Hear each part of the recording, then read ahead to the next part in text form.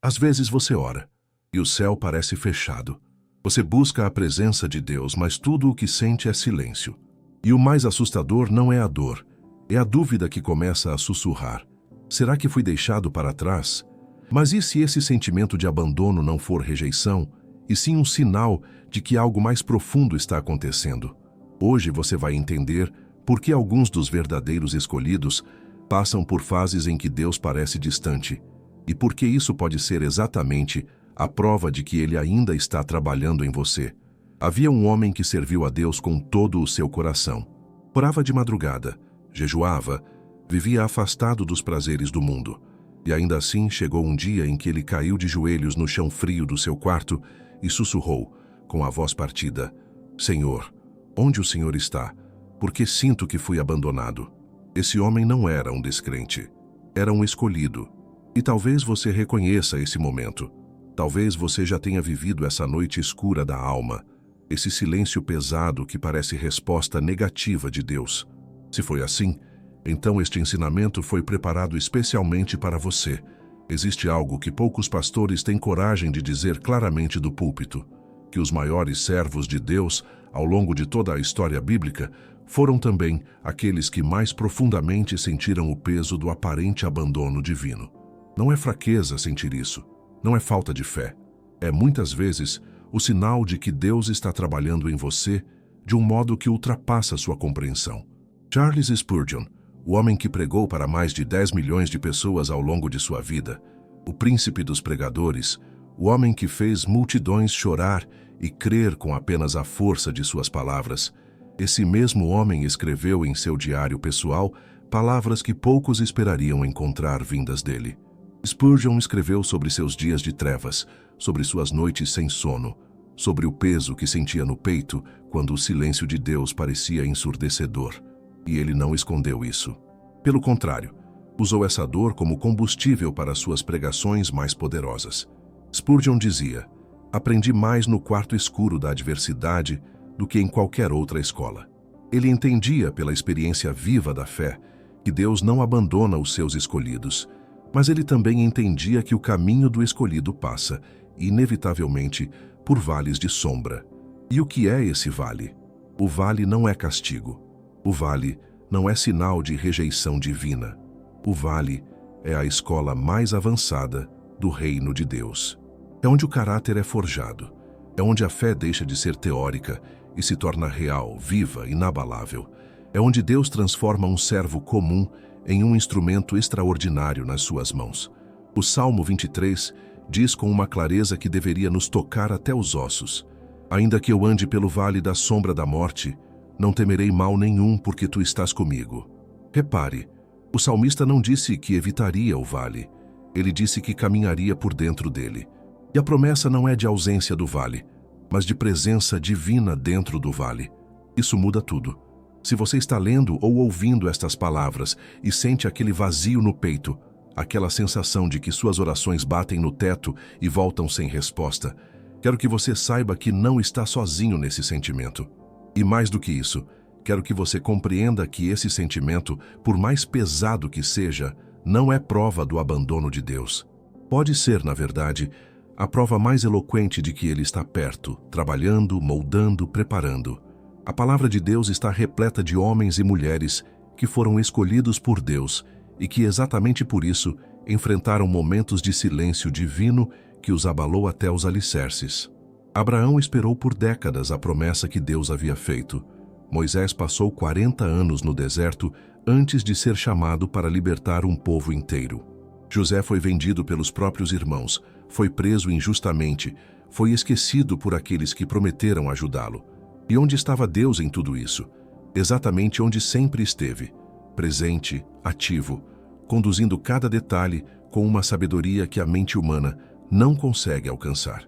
Spurgeon ensinava que a provação não é contradição da graça, mas instrumento dela, e ele estava certo. O fogo não destrói o ouro genuíno, ele purifica o que já é precioso. E Deus não coloca no fogo aquilo que não tem valor eterno em suas mãos. Então, por que alguns escolhidos se sentem abandonados? Essa é a pergunta que carregamos hoje, e a resposta não cabe em uma única frase, porque ela precisa ser compreendida em profundidade, camada por camada, como quem desembrulha um presente que, por fora, parece severo, mas por dentro guarda algo que transforma a vida. A primeira coisa que precisamos entender é que o sentimento de abandono, quando vivido por um filho de Deus, raramente é a realidade espiritual. É a percepção momentânea de alguém que está no meio do processo, que ainda não chegou ao outro lado do vale. É como estar dentro de um túnel escuro e concluir que o sol não existe. O sol existe. O túnel é que tem paredes. E Deus, na sua infinita sabedoria, às vezes permite que caminhemos por esses túneis não para nos ferir, mas para nos transformar. Para que aprendamos a confiar não nas evidências visíveis, não nas emoções flutuantes, não nas circunstâncias que mudam a cada vento, mas naquele que é o mesmo ontem, hoje e para sempre. A Bíblia diz em Hebreus 11:1: Ora, a fé é a certeza de coisas que se esperam, a convicção de coisas que não se veem. Fé não é a ausência de dúvida. Fé é a decisão de confiar mesmo quando a dúvida grita alto. E é exatamente nesse lugar de tensão, entre o que sentimos e o que cremos, que Deus realiza algumas das suas obras mais profundas na vida de um escolhido. Se este ensinamento está tocando algo fundo em você, se estas palavras estão acendendo uma luz no meio da sua escuridão particular, quero te convidar a se inscrever neste canal agora mesmo. Aqui, toda semana, trazemos ensinamentos que fortalecem a fé, que aprofundam o entendimento das Escrituras e que tocam o coração de quem está buscando a Deus de verdade. E se você sente que precisa restaurar a sua intimidade com Deus, que algo se perdeu no caminho e você quer resgatar essa chama que parece ter diminuído, temos algo especial para você. Nosso e-book 21 dias para restaurar sua intimidade com Deus está disponível no primeiro comentário fixado aqui embaixo. São 21 dias de encontro diário com a presença de Deus, de forma prática, profunda e transformadora. Vale muito a pena conferir. Há uma diferença enorme entre estar abandonado e se sentir abandonado. E essa diferença, por menor que pareça nas palavras, é capaz de mudar completamente a forma como um filho de Deus atravessa os momentos mais difíceis da sua vida. O sentimento é real. Ninguém aqui está dizendo que a dor não existe, que o peso no peito é imaginação, que as lágrimas derramadas no silêncio do quarto são exagero. Não.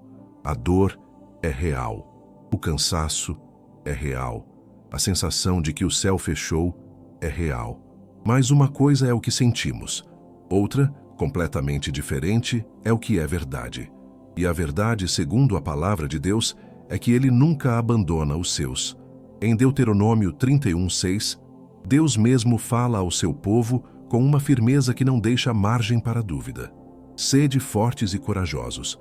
Não temais, nem vos assusteis diante deles, porque o Senhor teu Deus é quem vai contigo, não te deixará, nem te desamparará.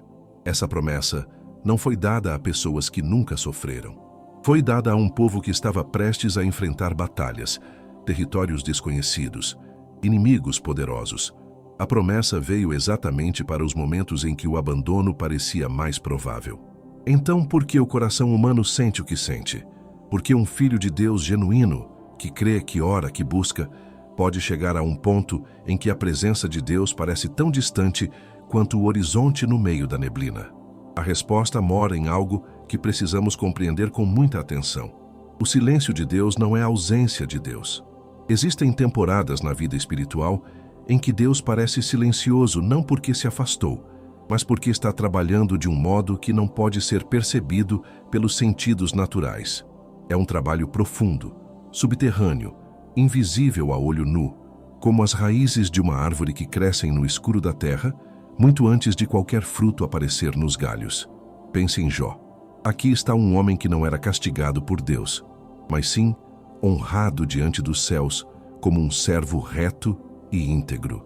E ainda assim Jó perdeu tudo em questão de dias: os filhos, o patrimônio, a saúde. Ficou coberto de chagas, sentado no chão, raspando a própria pele com um caco de barro.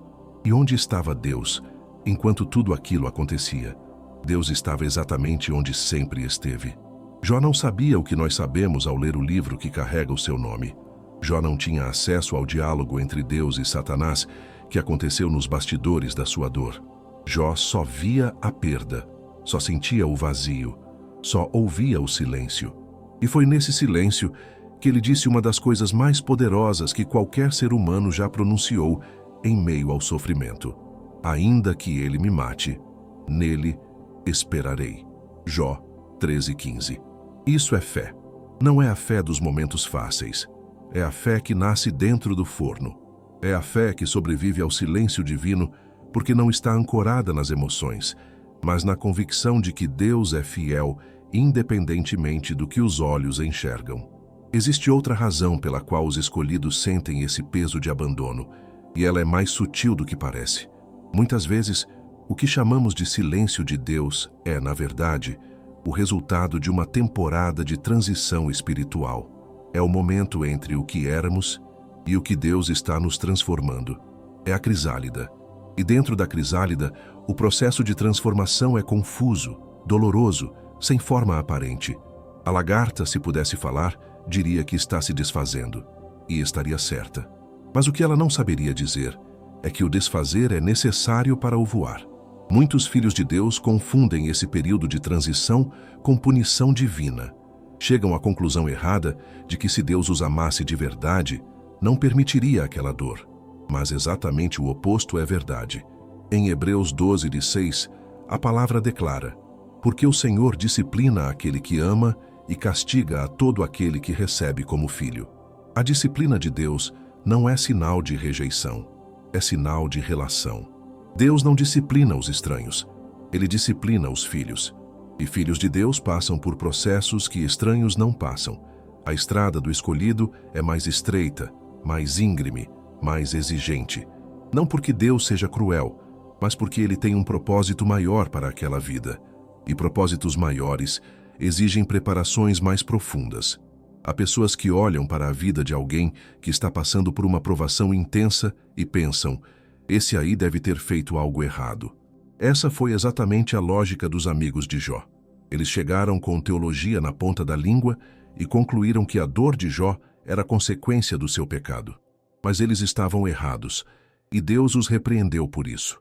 A teologia simples que diz que sofrimento é sempre castigo é uma teologia incompleta. É uma teologia que não leu Jó até o fim, que não acompanhou a jornada de José, que não viu Jeremias chorar no poço onde foi lançado pelos seus próprios companheiros, que não esteve no Getsêmani, quando o próprio Filho de Deus, o Senhor Jesus Cristo, prostrou-se em oração e disse: Pai, se possível, passa de mim este cálice. Jesus, o escolhido acima de todos os escolhidos, passou pela experiência do silêncio divino de uma forma que nenhum de nós jamais será capaz de compreender completamente. Na cruz, ele clamou: Deus meu, por que me abandonaste? Mateus 27:46. O próprio Filho de Deus, sem pecado, perfeito em tudo, viveu o peso do abandono. Não porque fosse abandonado de fato, mas porque carregava sobre si o peso de toda a humanidade separada de Deus. E essa é a mensagem mais profunda que este ensinamento carrega. Se o próprio Jesus passou pelo vale do abandono, quem somos nós para achar estranho que também passemos? O caminho do escolhido passa pela cruz antes de chegar à ressurreição.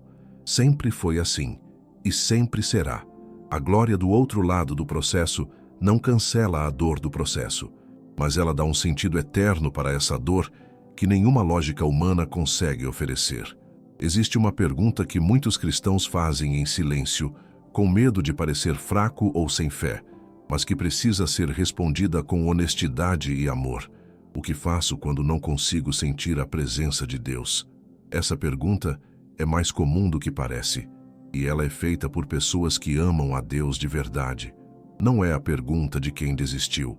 É a pergunta de quem ainda está de joelhos, ainda está buscando, ainda está recusando a aceitar o silêncio como resposta final.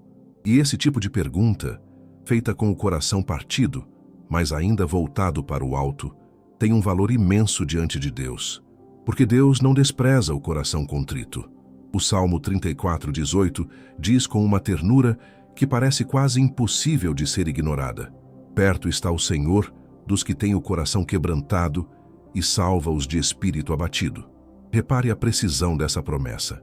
Não diz que Deus está perto dos que estão na alegria, dos que estão no topo, dos que estão com tudo funcionando. Diz que Ele está perto dos que têm o coração quebrantado. Isso significa que quanto mais partido você está, mais perto de Deus você pode estar, se souber para qual direção virar os olhos. E essa é uma das grandes ironias do caminho espiritual. A sensação de distância pode surgir exatamente no momento em que a aproximação está acontecendo. Como quem entra em uma sala fria e, por alguns instantes, sente o calor do próprio corpo como algo estranho antes de se adaptar. A presença de Deus, quando começa a trabalhar em camadas mais profundas da alma, pode inicialmente causar um desconforto que confundimos com ausência. Mas não é ausência, é profundidade. Os escolhidos que sentiram o peso do abandono e atravessaram esse vale sem desistir, têm em comum uma característica fundamental. Eles continuaram a agir pela fé, mesmo quando os sentimentos diziam o contrário. Eles oravam mesmo sem sentir que alguém ouvia. Adoravam mesmo sem sentir arrepio. Liam a palavra mesmo sem sentir iluminação imediata. E foi exatamente nessa obediência fiel, nessa disciplina da fé, que persiste além das emoções, que Deus honrou a jornada deles. Isso não significa fingir que está tudo bem quando não está. A Bíblia está cheia de lamentos honestos. O livro de Lamentações existe. Os salmos de angústia existem. Deus não pede que seus filhos mintam para Ele sobre o que estão sentindo. Ele pede que, mesmo no meio da honestidade da dor, ainda assim confiem nele. Que digam como aquele pai desesperado que trouxe o filho para Jesus em Marcos 9:24. Creio, Senhor, ajuda a minha incredulidade. Essa é uma das orações mais humanas e mais corajosas de toda a Bíblia. Creio, mas preciso de ajuda para crer mais. E Jesus não rejeitou esse homem por causa da sua dúvida. Ele curou o filho, porque Deus honra a fé que luta, não apenas a fé que já chegou. Agora precisamos falar sobre algo que, se não for dito com clareza, pode deixar uma lacuna importante nesse ensinamento. Existe uma diferença entre o silêncio de Deus, que vem do processo de crescimento, e o afastamento que acontece quando o Filho de Deus se distancia voluntariamente da fonte. Nem todo sentimento de abandono tem a mesma origem, e é necessário discernimento para entender de qual natureza estamos falando. Às vezes, o que chamamos de silêncio de Deus é, na verdade, o resultado de escolhas que foram fazendo o coração se endurecer lentamente, de pecados não confessados que foram criando uma camada entre a alma e a presença de Deus, de distrações que foram, aos poucos, ocupando o espaço que era sagrado. A palavra diz em Isaías 59:2, mas as vossas iniquidades fazem separação entre vós e o vosso Deus, e os vossos pecados encobrem o seu rosto de vós para que não vos ouça. Quando isso acontece, a solução não é esperar em silêncio que Deus fale. A solução é o arrependimento, é o retorno. É fazer o que o filho pródigo fez quando estava no meio dos porcos, com fome e sem esperança. Levantou-se e voltou para o pai. E o pai, que o esperava no horizonte, correu ao seu encontro antes mesmo que ele chegasse. Lucas 15:20. Então, há dois caminhos diferentes que podem levar à mesma sensação de abandono. O primeiro é o processo de crescimento, onde Deus está presente e ativo, mas trabalhando de um modo que os sentimentos não conseguem captar. O segundo é o distanciamento real, causado pelo pecado ou pela negligência espiritual, que precisa ser endereçado com honestidade e humildade. Saber qual dos dois está em jogo na sua vida exige aquilo que a Bíblia chama de exame de consciência. Paulo escreve em 2 Coríntios 13:5. Examinai-vos para ver se estáis na fé. Provai-vos a vós mesmos. Esse exame não é para condenar, mas para iluminar, para que o Filho de Deus saiba onde está e possa, a partir daí, tomar o caminho que o leva de volta ao coração do Pai. E aqui está uma verdade que precisa ser dita com toda a clareza. Independentemente de qual seja a causa do seu sentimento de abandono, Deus não fechou a porta. O convite continua aberto.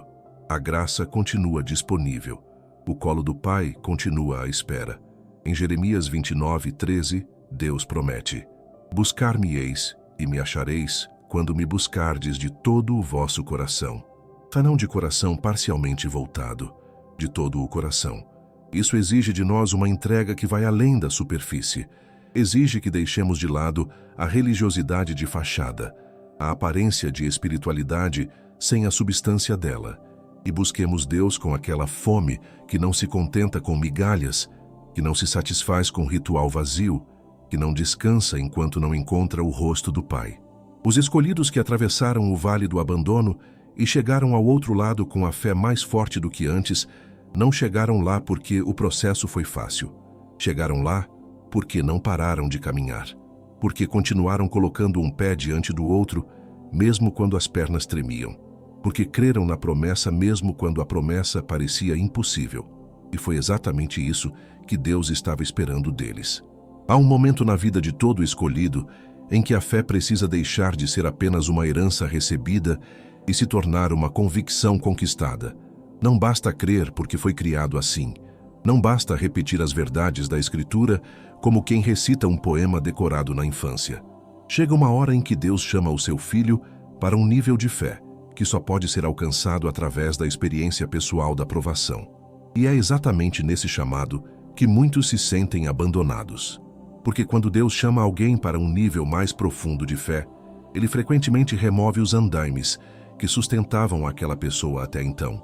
Remove o conforto da emoção religiosa fácil, remove a segurança das circunstâncias favoráveis, remove, às vezes, até o apoio das pessoas que estavam ao redor, e o escolhido, de repente, se vê em pé sobre um chão que parece fino demais para sustentar o peso da sua vida.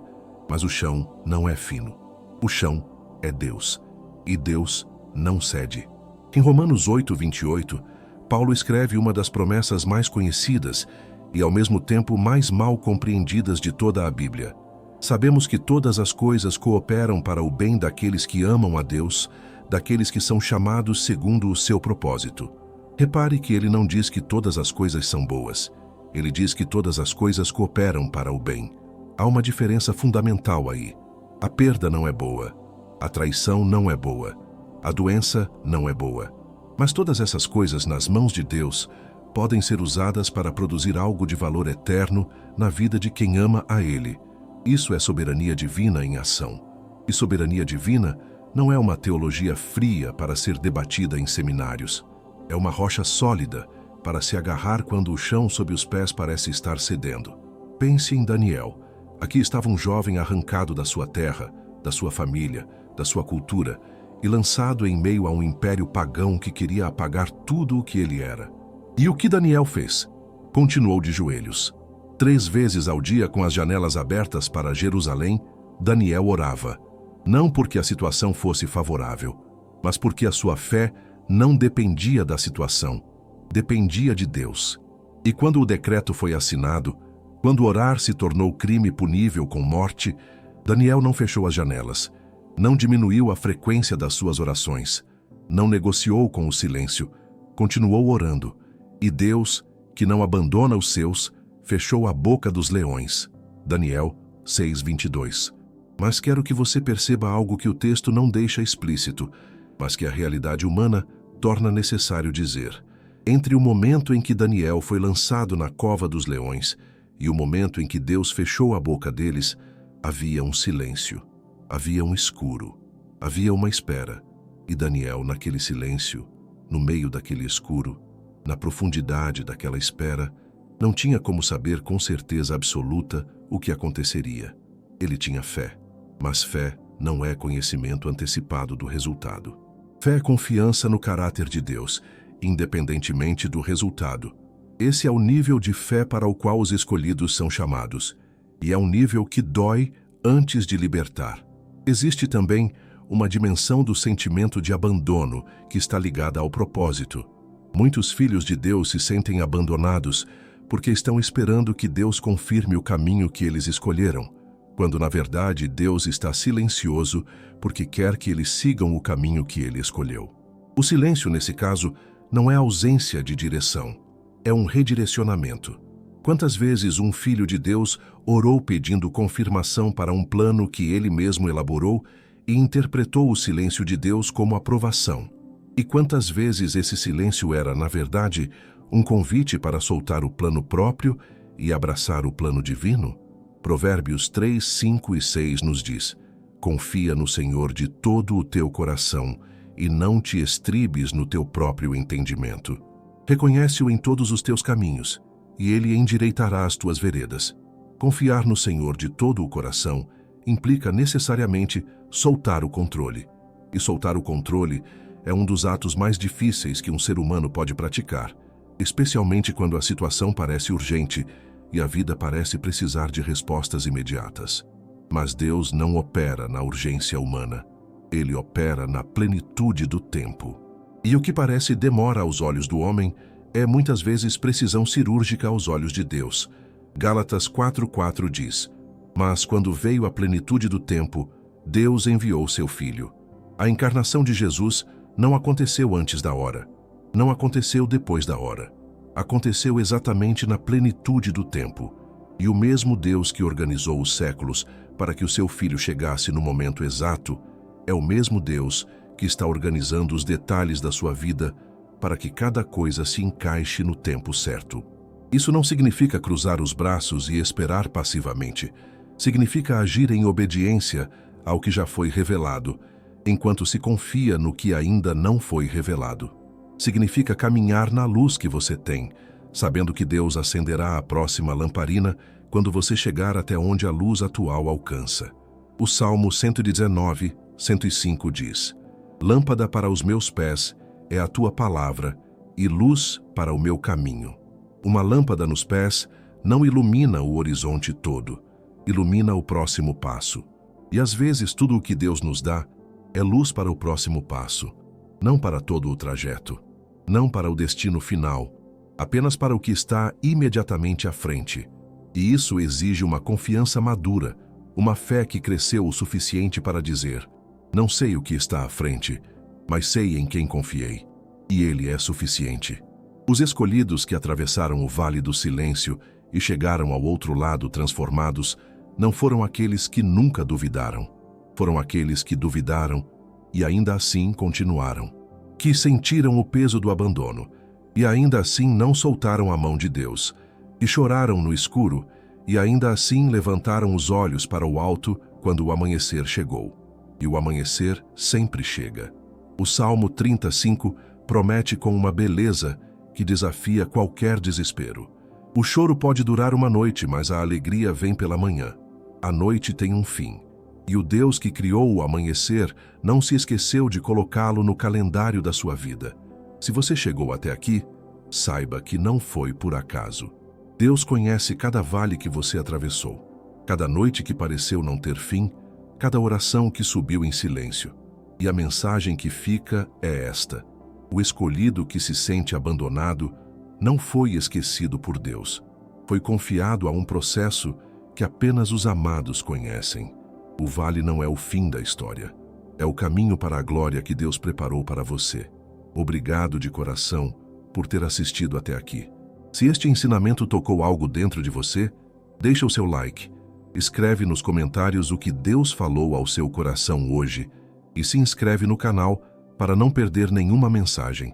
E se você deseja restaurar a sua intimidade com Deus de forma prática e profunda, o nosso e-book 21 dias para restaurar sua intimidade com Deus está no primeiro comentário fixado aqui embaixo. Continue assistindo, os próximos vídeos aparecem agora na tela.